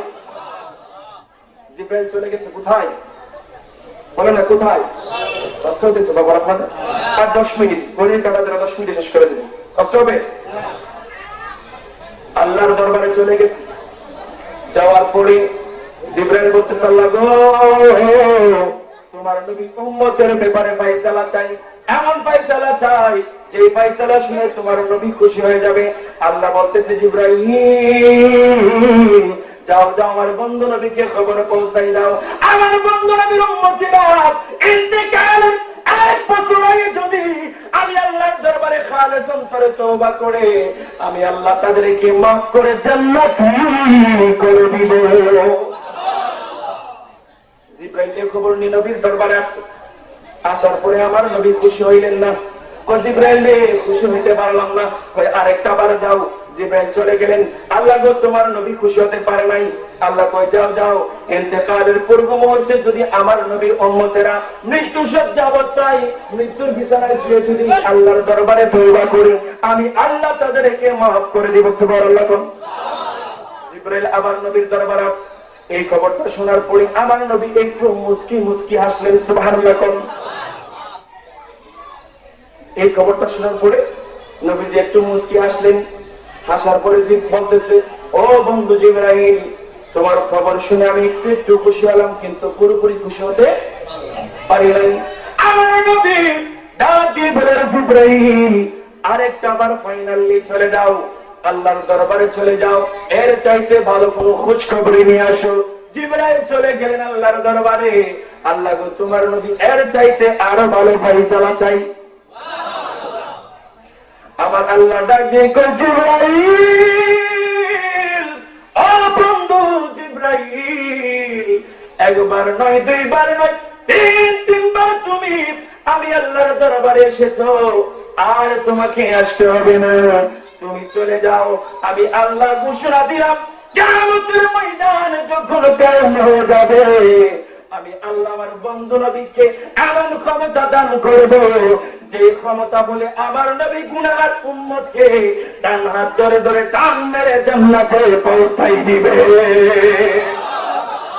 তাহলে বুঝা যায় নবী দুনিয়ার জমিনে আসার পরে উম্মত উম্মতি বলে কেটেছেন, ঠিক কিনা বলেন? আমার নবী যখন দুনিয়ার জমিন থেকে চলে যাবে আমার নবী সন্তানের জন্য কান্দে নাই, বাবার জন্য কান্দে নাই, মায়ের জন্য কান্দে নাই, কেঁদেছেন কারোর জন্য? উম্মতের জন্য। সেই নবীকে কি ভুলে যাবেন? আওয়াজ দিয়ে বলেন, ভুলে যাবেন? আল্লাহ কবুল করে, শুকর বলে আমিন। আমার বাবার ভাইরা, আরেকটা কথা বলেছিলাম, নবী 3 বার কেঁদেছেন উম্মতের জন্য। দুনিয়ার জমিনে আসার পরে, দুনিয়ার থেকে যাওয়ার পরে, যাওয়ার সময় আরেকটা সময় আমার নবী কাঁদবেন। সেটা হলো কিয়ামতের ময়দান যখন কায়েম হয়ে যাবে, আমার নবী যখন কবর শরীফ থেকে উঠবেন, রওজা শরীফ থেকে উঠবেন, উঠার পরে আমার নবী উম্মতের তালাশ করবে। সুবহানাল্লাহ। আরে কারে লাগিয়া কান্দরে মনে করে লাগিয়া, আরে কারে লাগিয়া কান্দরে মনে করে লাগিয়া বন্ধ, আরে কেউ তো তোমার আপন হবে না, না না, যে জন হবে আপনা সেই তো মদিনা, যে জন হবে আপনা সেই তো মদিনা। আলহামদুলিল্লাহ বলেন।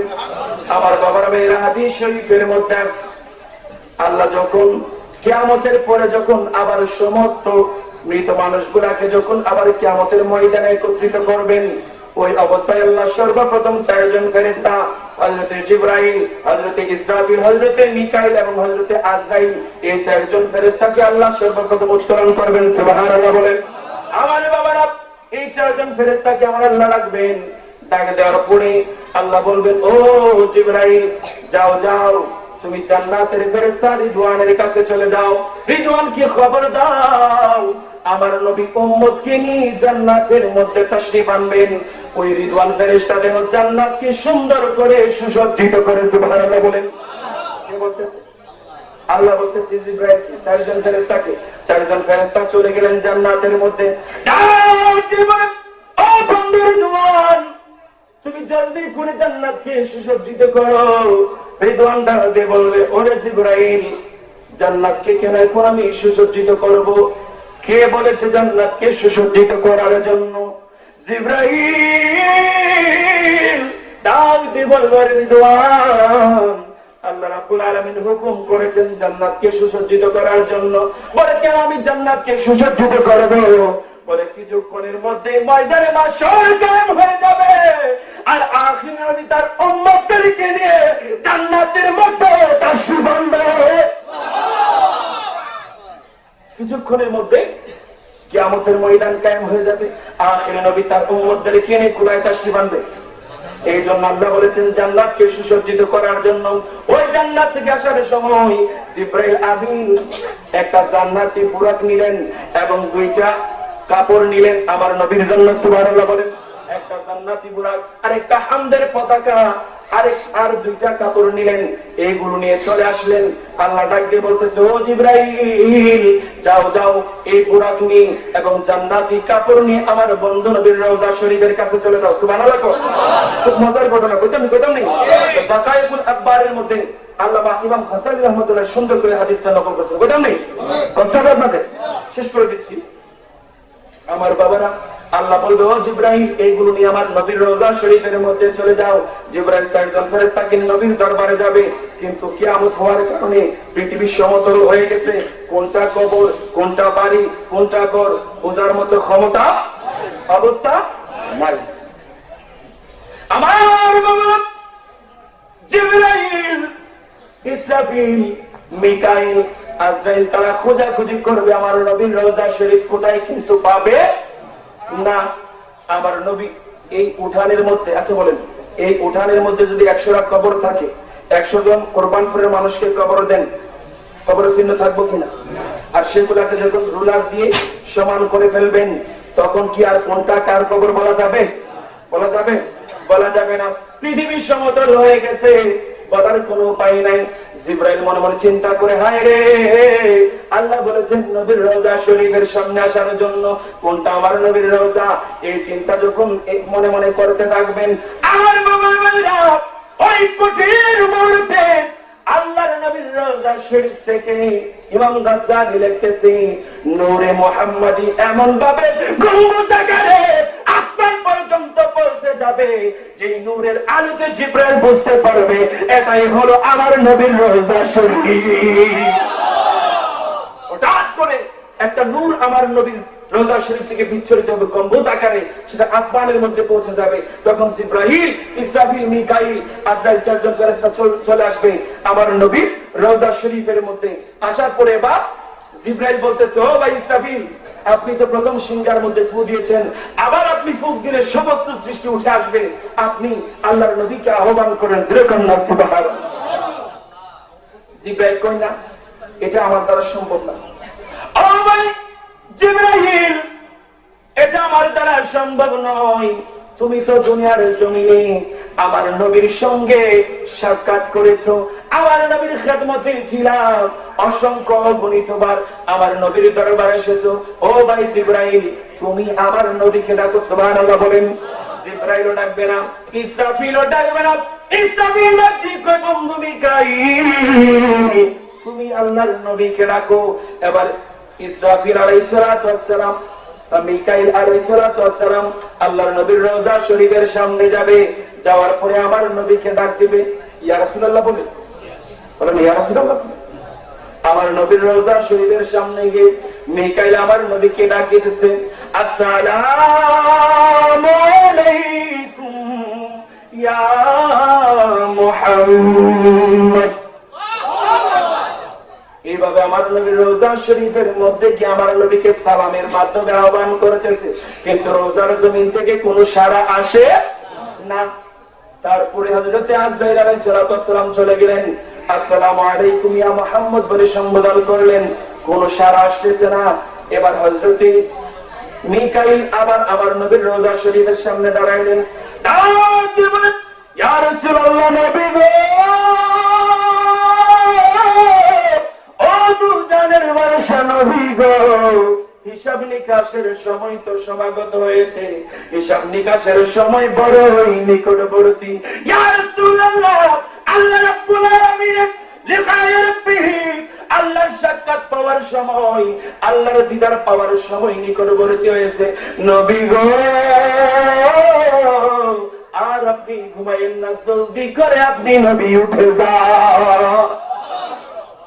এভাবে আমার নবীকে ইসরাফিল আহ্বান করবে। এই আহ্বান যখন করবে, সঙ্গে সঙ্গে আমার নবী রওজার জমিন থেকে লাফ মেরে উঠে যাবে। সুবহানাল্লাহ, লাফ মেরে উঠে যাবে। ফাইলান শাক্কাতিল আরদু, আমার নবীর রওজা শরীফের মাটি চৌচির হয়ে যাবে। সুবহানাল্লাহ, কেন হুজুরকে নিয়ে আসেন। আমার নবীর রওজা শরীফের মাটি ভেঙে চৌচির হয়ে যাবে। আল্লাহু আকবার। আমার বাবারা ভাইরা, ওই মুহূর্তে হঠাৎ করে আল্লাহর নবী দুজানের বাদশা নবীর কবর যখন ফেটে যাবে, আমার নবী রওজার জমিন থেকে লাফ মেরে উঠে যাবেন। সুবহানাল্লাহ। আমার নবী রওজার জমিন থেকে বের হয়ে এভাবে আমার নবী মাথার চুলগুলো এভাবে লাগতেছে, দাড়িগুলো লাগতেছে। আমার নবী চুল মুবারকের মধ্যে, দাড়ি মুবারকের মধ্যে যে ধুলাবালি ছিল সেইগুলো নবীজি পরিষ্কার করতেছে। সুবহানাল্লাহ। কি করতেছে? নবীজি পরিষ্কার করতেছে। করার পরে এবার হযরত জিবরাইল আমিন কই, ইয়া রাসূলুল্লাহ, ইয়া হাবিবাল্লাহ, নবী গো, জান্নাতি পোশাক আর জান্নাতি বুরাক আপনি নবীর জন্য। ইয়া রাসূলুল্লাহ, জান্নাতি পোশাক পরে জান্নাতি বুরাকের মধ্যে সওয়ার হয়ে যান। আমার নবী তার কথার মধ্যে কোনো কান দিবে না। আমার নবী ডাক দিয়ে কয়, জিবরাইল, ও বন্ধু জিবরাইল, আমাকে বলো আজকে এই দিনটা কোন দিন? আরো জোরে বলেন আল্লাহু আকবার। এই জিবরাইল, আজকে এই দিনটা কোন দিন তুমি আমাকে বলো। আল্লাহর নবী জান্নাতি পোশাকের দিকে লুক করেন নাই, বুরাকের দিকে লুক করেন নাই। বলো জিবরাইল, আজকের এই দিনটা কোন দিন বলো। ওই হিসাব নিকাশের দিন, ওই আজকে তিরস্কারের দিন, আজকে পুরস্কারের দিন। যার আমল নামা ভালো হবে তাকে আল্লাহ পুরস্কার দেবে, আর যার আমল নামা খারাপ হবে তাকে আল্লাহ তিরস্কার করবে। ঠিক কিনা বলেন? এই কথা বলার পরে এবার আল্লাহর নবী দুজানের বাদশা নবী ডাক দেব। আওয়াজ হইতেছে, আওয়াজ করুন। আল্লাহুম্মা সাল্লি আলা সাইয়্যিদিনা মুহাম্মাদ, আল্লাহুম্মা সাল্লি আলা সাইয়্যিদিনা মুহাম্মাদ, নাবিয়িনা শাফিয়ানা মাওলানা محمد, اللهم صل على سيدنا محمد, نبينا شفيعنا مولانا আল্লাহ তুমি দয়া করো, নসিব করো মদিনা। আল্লাহ তুমি দয়া করো, নসিব করো মদিনা। আরে নবীজিকে না দেখাইয়া কবরেতে নিও না।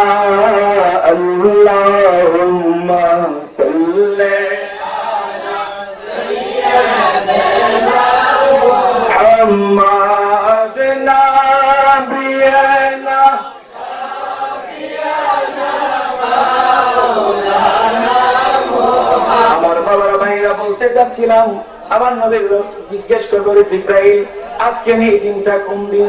বলে রাসূলুল্লাহ, পুরস্কার এবং তিরস্কারের দিন। ভালো লাগতেন না? আমার নবী বলবে, জিবরাইল, আমাকে তুমি এই মুহূর্তে শুভ সংবাদ দাও। আমার বাবার ভাইরা, আল্লাহর নবী যখন সুসংবাদ জানতে চাইবেন, জিবরাইল বলবে, ইয়া রাসূলুল্লাহ, ইয়া হাবিবাল্লাহ, এই লন জান্নাতি পোশাক আর জান্নাতি বুরাক। এই মুহূর্তের সবচেয়ে বড় সুসংবাদ হলো এইটা। সুবহানাল্লাহ।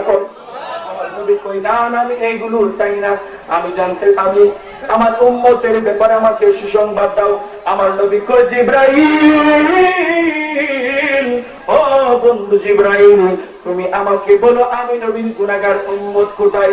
আরে জিবরাইল, আমার উম্মতকে তুমি কি বলতে রাতের উপরে রেখে আসছো কিনা? সুবহানাল্লাহ বলেন। নবীজি বলবে জিবরাইল, আমি নবী গুনাহগার উম্মতকে কি তুমি বলতে রাতের উপরে রেখে আসছো? আমার নবী প্রশ্ন করবে, জিবরাইল বলে ইয়া রাসূলুল্লাহ, খোদার কসম করে বললাম, না না, আপনি নবীর উম্মতকে বলতে রাতের উপরে আমি রেখে আসি নাই।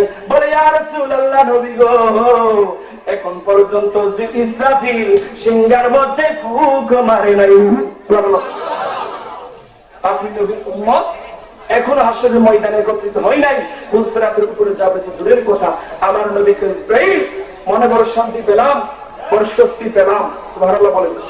তাইলে নবীজি দুনিয়ার জমিনে যেই দিন আসছে সেই দিনও ইয়া রাব্বি হাবিল উম্মতি বলে কাঁদে, যেই সময় চলে যাবেন সেই সময় নবী উম্মতের জন্য কাঁদে। আমার নবী রওজার জমিন থেকে উঠে তারপরে আমার নবী উম্মতের খবর নেই। সুবহানাল্লাহ। ওই নবীর তুলনা হতে পারে? ওই নবীকে আমার আপনার মতো? আল্লাহ বুঝার মতো তৌফিক দান করে, শুকরে বলি আমিন। বারবার আমরা শেষ করে দিচ্ছি। যে কথাটা বলতে চাচ্ছিলাম আব্দুল্লাহর কথা, মনে আছে আপনাদের? মনে আছে? আব্দুল্লাহ বলতেছে, হুজুর একটু আমার জন্য দোয়া করেন, আল্লাহ যেন আমাকে শহীদের মর্যাদা দান করে। আমার নবী দোয়া করলেন। দোয়া করার পরে হযরত আব্দুল্লাহ ইসলামের কোন এক যুদ্ধে, তাফসীরের মধ্যে আছে এরকম যে উহুদের যুদ্ধে হযরত আব্দুল্লাহ শাহাদাত বরণ করলেন। করার পরে এবার আব্দুল্লাহ দাফন কাফনের ব্যবস্থা করা হলো। আব্দুল্লাহর কবরের মধ্যে স্বয়ং আমার দয়াল নবীজি নেমে গেলেন। সুবহানাল্লাহ। কবরের মধ্যে নামলেন, কবর করা হয়ে গেল। হওয়ার পরে এবার আব্দুল্লাহর সঙ্গে মুনকার নাকিরের সালের জবাব হয়েছে, যারা আল্লাহর রাস্তায় শহীদ হয়, যাদেরকে আল্লাহ শহীদ বলে কবুল করে, তারা বিনা হিসাবে জান্নাতি। সুবহানাল্লাহ। হযরত আব্দুল্লাহ তাকদীরের মধ্যে জান্নাত লেখা হয়ে গেল, জান্নাতি ঘোষণা হয়ে গেল। এবার কবরের মধ্যে দুইটা সুসংবাদ, একটা হলো জান্নাত, আরেকটা হলো লিকায়ে রাব্বিহি, এবং মাওলার দিদার। সুবহানাল্লাহ। জান্নাত পেয়ে গেল, এবার লিকায়ে রাব্বি, মাওলার দিদার হয়ে গেল। এবার আমার আল্লাহ আমাকে বলতেছে, ও আব্দুল্লাহ, তুমি জান্নাতও পাইলা, আমি মাওলার দিদারও পাইলা, এখন তোমার আর কিছু চাওয়ার আছে? সুবহানাল্লাহ বলেন না। আব্দুল্লাহ ডাক দেখো, আল্লাহ গো, আর কিছু যদি আমাকে দিতে চাও তাইলে দুনিয়ার জমিনে আমাকে আরেকটা বার পাঠিয়ে দাও, তোমার রাস্তায় শহীদ হয়ে আমি আবার কবরের মধ্যে আসতে চাই। সুবহানাল্লাহ বলে আল্লাহ ডাক দিকে, আব্দুল্লাহ, এটা কোনোভাবে সম্ভব নয়। যারা দুনিয়ার জমিন থেকে একবারে চলে আসে তাদেরকে দুনিয়ার জমিনে পাঠানোর কোনো বিধান নাই। আব্দুল্লাহ অন্য কিছু চাও। এবার আব্দুল্লাহ বলতেছে, আল্লাহ গো, দুনিয়ার জমিনে যদি আমাকে নাই পাঠাইবা তাইলে আমি আব্দুল্লাহর পক্ষ থেকে দুনিয়ার মানুষকে বলে দাও, ওয়ালা তাহসাবান্নাল্লাযীনা কুতিলু ফী সাবিলিল্লাহি আমওয়াত। আল্লাহ গো, দুনিয়ার মানুষকে বলে দাও, যারা দুনিয়ার জমিনে আল্লাহর রাস্তায় নিহত হয়, যারা ইসলাম ধর্মকে প্রতিষ্ঠা করার লক্ষ্যে আল্লাহর রাস্তায় শাহাদাত বরণ করে, তারা মরে না, বরং ইন্তেকালের পরে তারা জিন্দা। সুবহানাল্লাহ বলেন। তারা আল্লাহর দরবার থেকে রিজিক প্রাপ্ত করে। বলেন সুবহানাল্লাহ। ইয়া নবী সাল্লাল্লাহু আলাইহি ইয়া রাসূল সালাম আলাইকা, হাবিব সালাম আলাইকা, সালাওয়াতুল্লাহ সাইয়্যিদি ইয়া রাসূলুল্লাহ, মেরে আকা হাবিবাল্লাহ, জলওয়ায়ে खैरुल बशर हो, उनका दर और मेरा सर हो। इस जहां से जब सफर हो, सभी दिगंबर पर नजर हो। या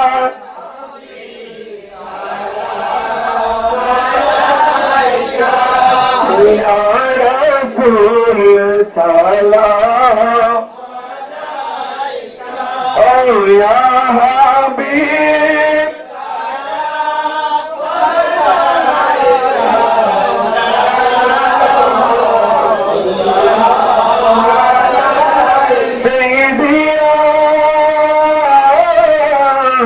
रसूल अल्लाह मेरे आका हबीब अल्लाह अर्शों का काबा मदीना अर्शों का काबा और काबा का काबा मदीना जन्नतुल मदीना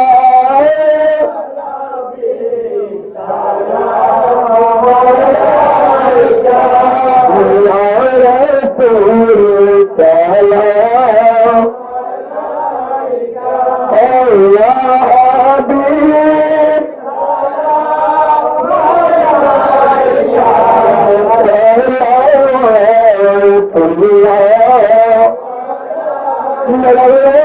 بكماله كشف الدجى بجماله أزهد جميع خصاله صلى عليه وآله يا كون صلى على سيدنا مصطفى وجاريا رحمة للعالمين الصلاة والسلام عليك يا رسول الله الصلاة والسلام عليك يا نبي الله الصلاة والسلام عليك يا شفيع المذنبين الصلاة والسلام عليك يا رحمة للعالمين شكرا لله الحمد لله يا العالمين أنا আলোচনা বিরত করব না আমাকে কসবারিতে প্রোগ্রামে দিতে হবে তাই হোক আর রাসূলের আমি যতটুকু